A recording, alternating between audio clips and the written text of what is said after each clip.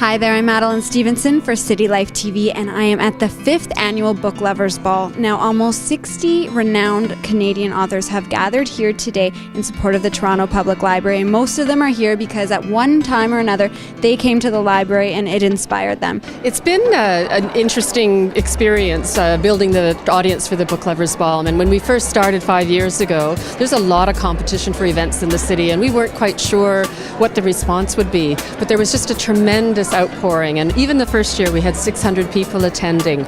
So we found that people love the library, they love to support the library, and they love the experience of sitting at a table with their own author, an author that they can have a direct conversation with.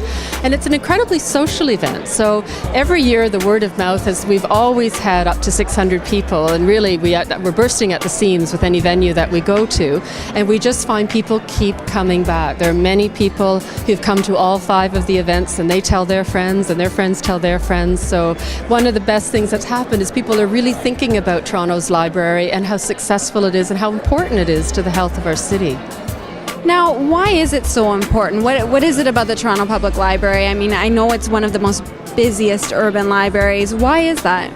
It's very busy. I think it's always been part of the literary culture. Toronto is a very literate city, not in small part due to the fact that we have such an extraordinary library system, but it's about much more than books, and it always has been. Even in 1885, the library was collecting books in different languages to serve the newcomer populations. So people who come to Toronto they feel at home when they go into the library because they can access materials from their homeland and get to know their new home.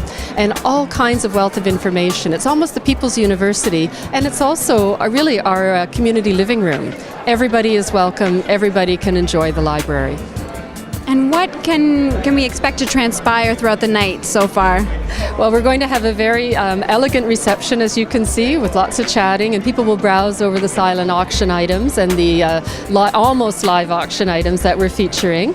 Then we'll move into dinner for a fabulous meal prepared by the executive chef of the Royal York, David Garcelon. He's just been so fantastic every year helping us.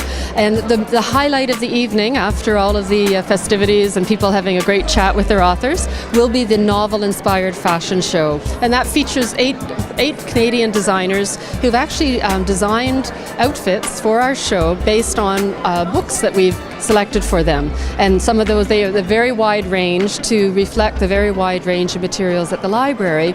So everything from Breakfast at Tiffany's all the way through to Twilight and just about everything in between.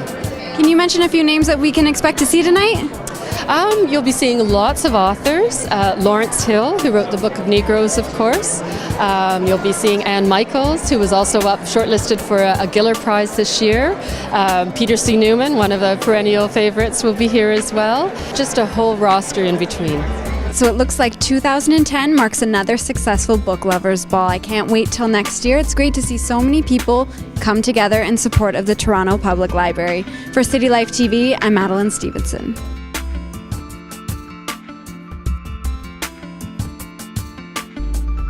I'm Heather Rumball. I'm president of the Toronto Public Library Foundation, and I'm watching City Life TV.